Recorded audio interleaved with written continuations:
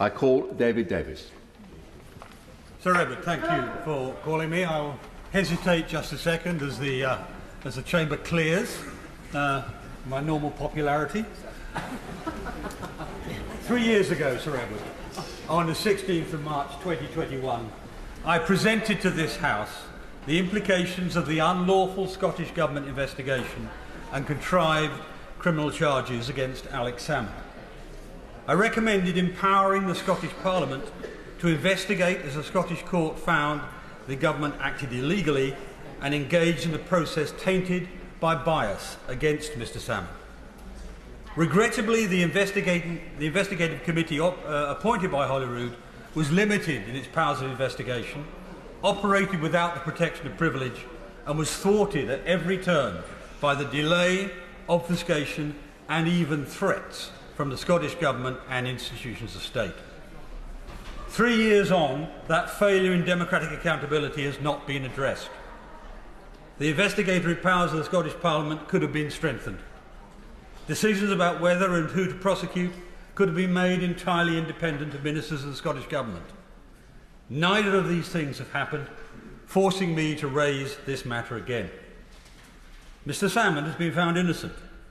He previously succeeded in Scotland's highest civil court in establishing the illegality of Scottish Government actions. He is currently suing the Scottish Government in a civil action. This has been insisted as some of those involved in constructing the case against Mr Salmond are now themselves under police investigation. I will therefore focus today on those wider failings in this sorry case and what those raise for the state of the rule of law in Scotland. In 2017, the senior Scottish Government figures set up a procedure for dealing with sexual harassment allegations that effectively targeted Alex Salmond. I believe that at an early stage this was done with the knowledge of Nicola Sturgeon's team and potentially with their encouragement. The procedure applied retrospectively to former ministers, Mr Salmond no longer being a minister, but excluded civil servants. Sue Gray, then Head of Propriety and Ethics at the Cabinet Office, expressed discomfort with the procedure. Despite this, the Scottish Government proceeded. An investigating officer was appointed. They would have had no prior contact with complainants. Yet the officer appointed, Judith McKinnon, had in fact had extensive prior contact with the complainants. It has now also emerged the person deciding the case, former Permanent Secretary Leslie Evans, also met with complainants during the process. That information was withheld from the Court of Session in one of the many breaches of the Scottish governmental duty of candour in this case. Mr Salmond was informed of the complaints against him in March 2018, or were denied, and in April 2018 his legal team immediately raised concerns about the fairness and legality of the new procedure, as well as concerns over Mr Salmond's access to witnesses and documents. He offered mediation and arbitration to bring the illegality of the process into focus. It was repeatedly rejected. Messages between two civil servants in early February 2018 show how Liz Lloyd, Sturgeon's Chief of Staff, was directly interfering in discussions with complainers ahead of their complaints being made. Her role, acting, we must assume, with the knowledge of her boss, was central to these events. Furthermore, evidence to the Holyrood inquiry from Mr Salmond's former Chief of Staff, Jeff Aberdeen, stated that Liz Lloyd in early March 2018 informed him, and I quote, "There were two individual complainers." This assertion is supported by 3 other witnesses. This directly contradicts her claim that she first became aware of the allegations in April 2018. Yet it's a claim she doubtless felt compelled to make in order not to contradict Nicola Sturgeon's position already given to the Scottish Parliament.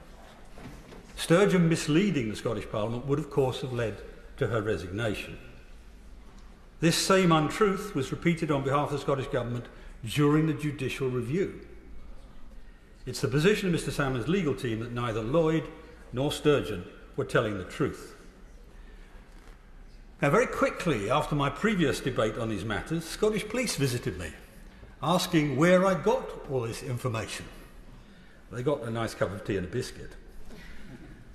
Strangely though, they had no interest whatsoever in what appears to be the prima facie evidence of perjury by those holding high office. And let me say clearly today, these matters now obviously require to be properly investigated by the police.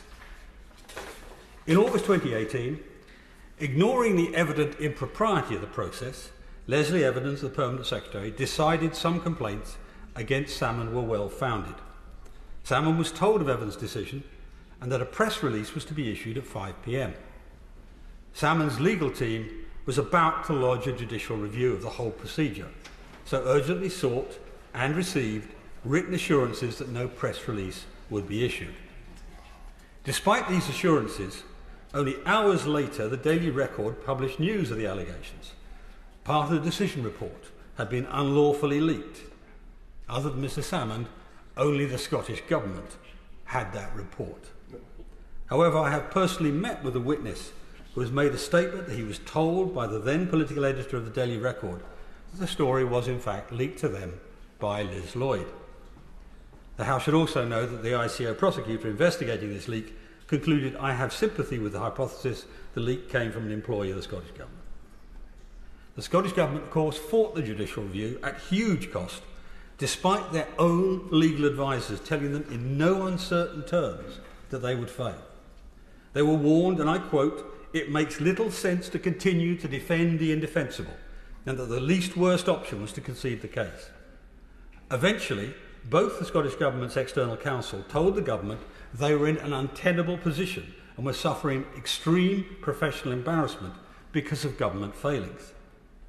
They were also warned, and this is important, that civil servants were deliberately misleading both them and the court. Despite these repeated warnings, the government only conceded a judicial review after their external counsel threatened resignation. In January 2019, the Court of Session found the Scottish Government had acted unlawfully and that their actions and processes were procedurally unfair and tainted by apparent bias. Now, commentators often describe the investigation as botched.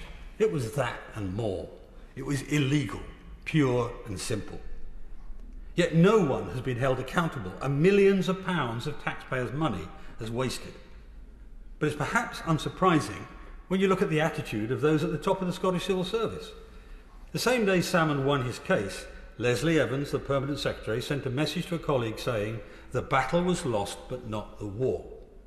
Hardly the language of an impartial senior civil servant.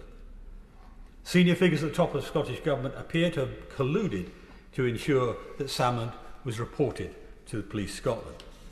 There is evidence of contact between figures in the Scottish Government and officers of the Scottish National Party, and WhatsApp messages reveal Liz Lloyd was convening a, quote, Council of War, unquote, WhatsApp group.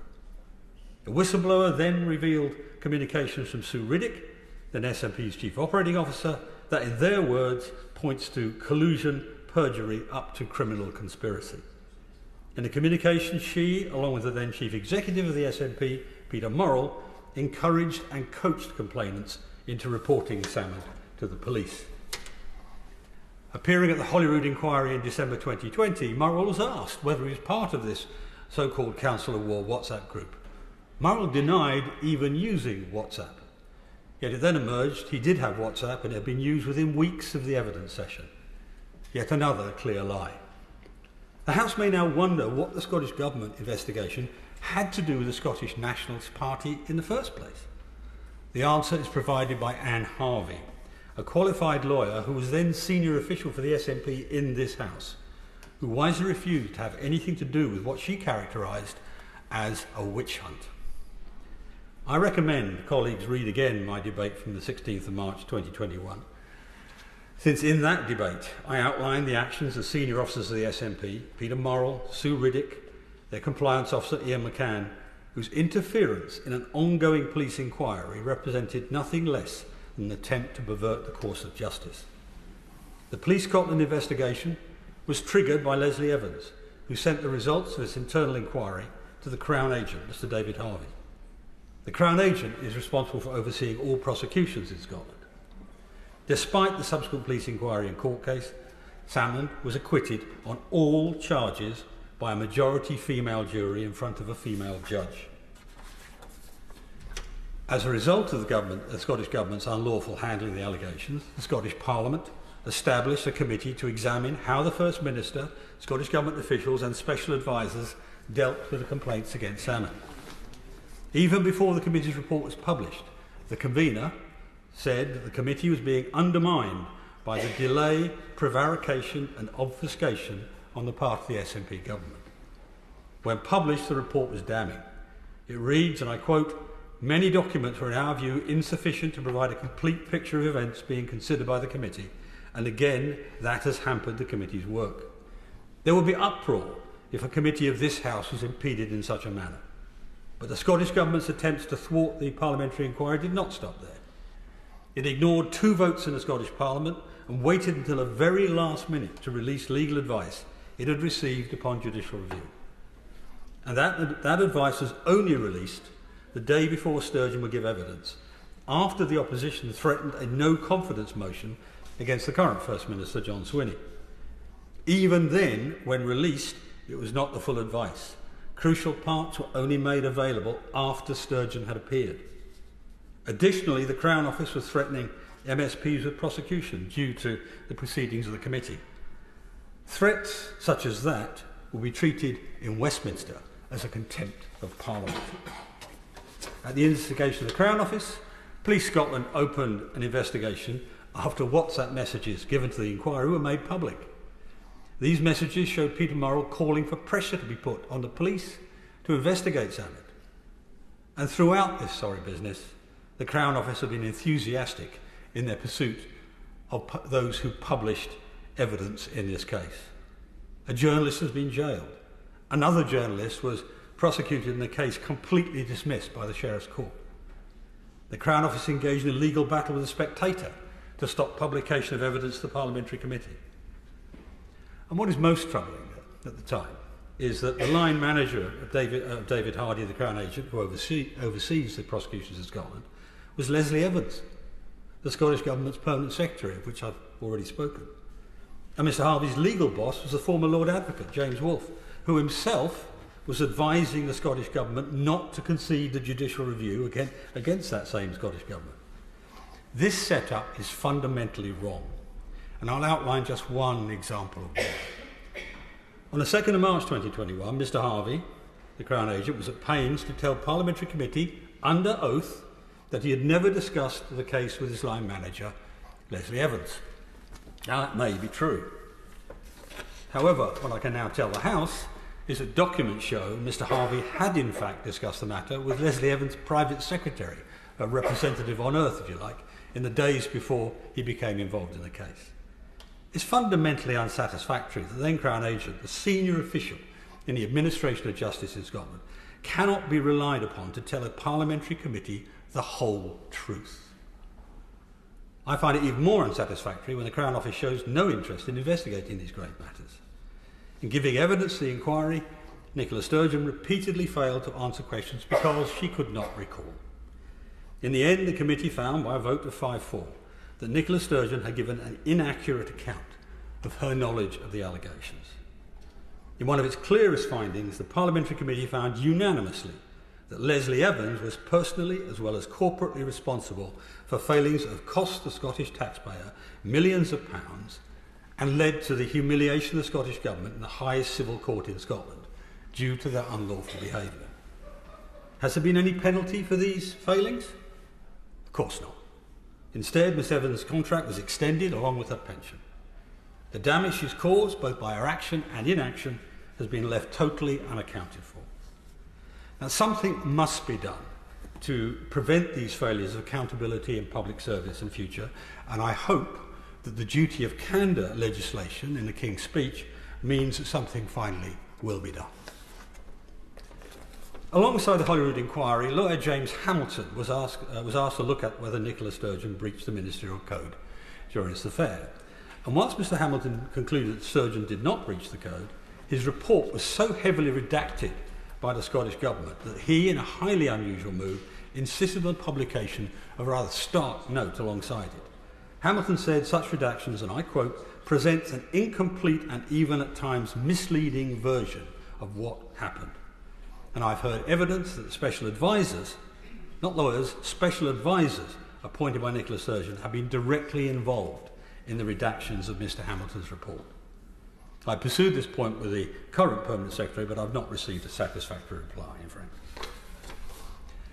To obtain further information on the Hamilton report, a Freedom of Information request was made to the Scottish Government.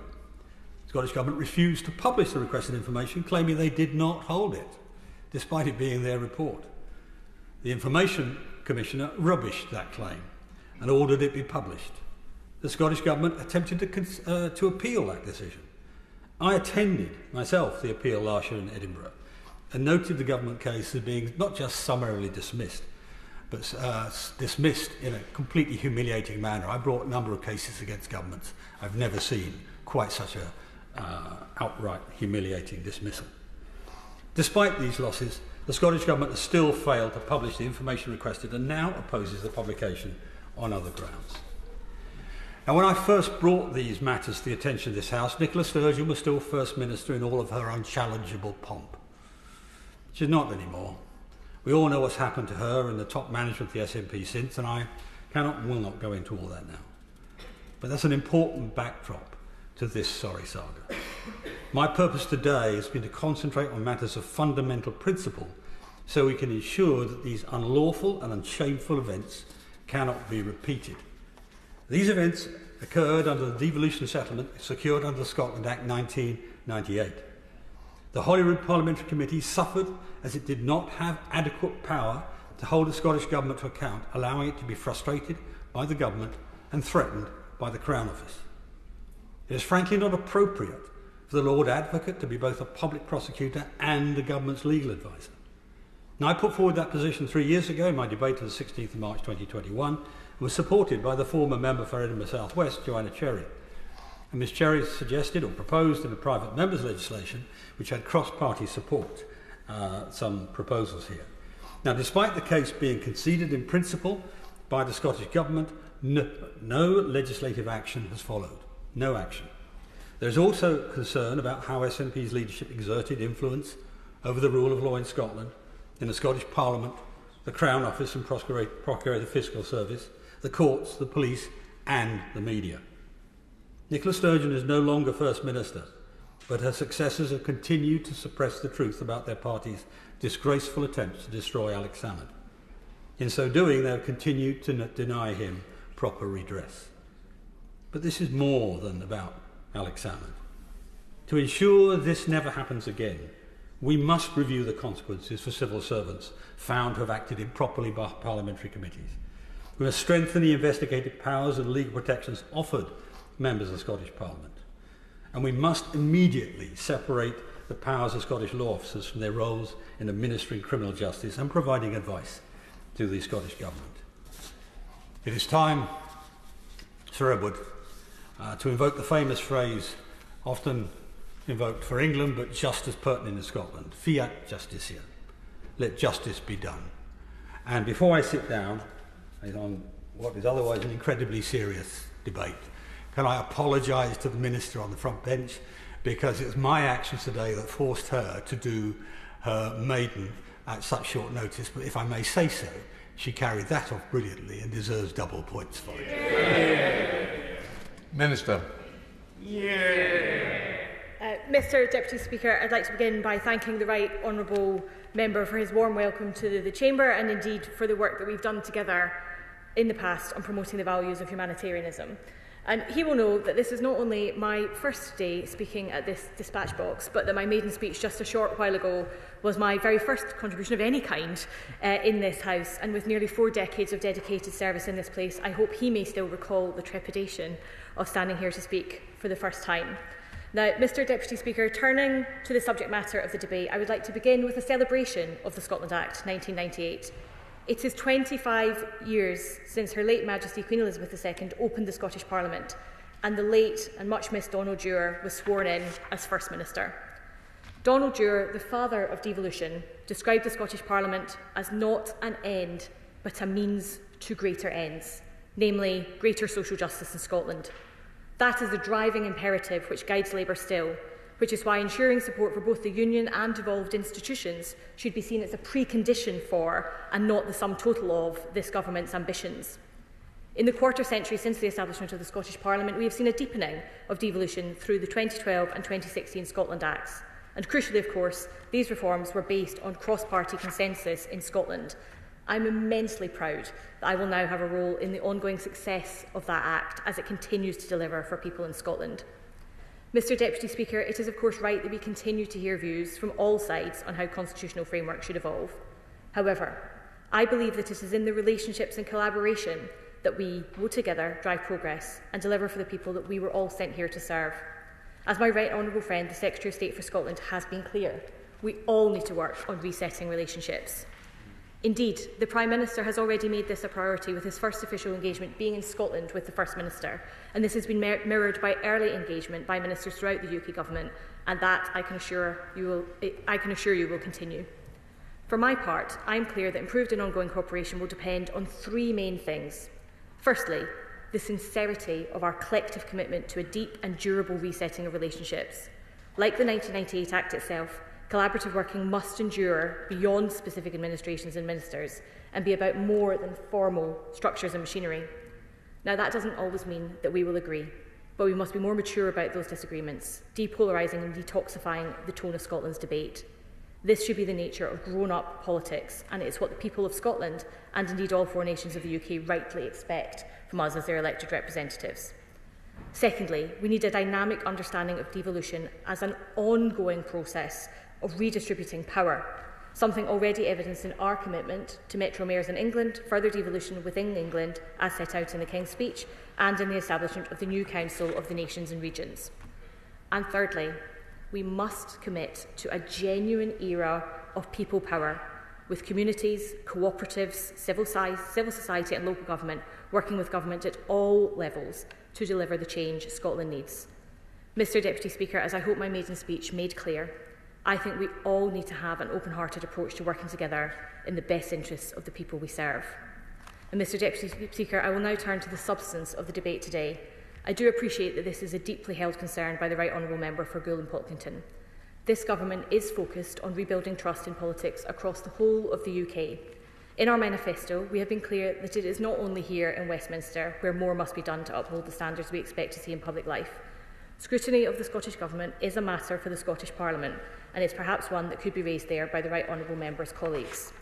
Nevertheless, we have committed in our manifesto to ensuring that members of devolved legislatures will have the same free speech protections enjoyed by MPs here at Westminster, to better ensure that elected representatives can hold power to account. I hope the Right Honourable Member will welcome this commitment. It's important also to emphasise that legal proceedings between Mr Salmond and the Scottish Government are ongoing. Mr Deputy Speaker, I appreciate that there will be many views on how the Scotland Act 1998 might be improved. That is only right, and I'm sure we'll continue to hear those views both here and in the Scottish Parliament. But as I have said, the settlement has been remade over the course of 25 years on the basis of broad consensus. But delivery must now be our focus. As the King's Speech set out yesterday, this Government is committed to delivering change for Scotland. From making Scotland the home of great British energy, central to our mission to make the UK a clean energy superpower, to the new National Wealth Fund and the New Deal for working people, we will deliver better outcomes for people in Scotland, particularly those on the sharp end of inequality, which holds too many people back.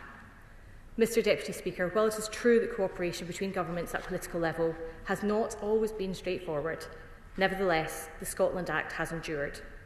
And I have often said that while Scots do not have to agree about everything, we do have to find ways to agree about more.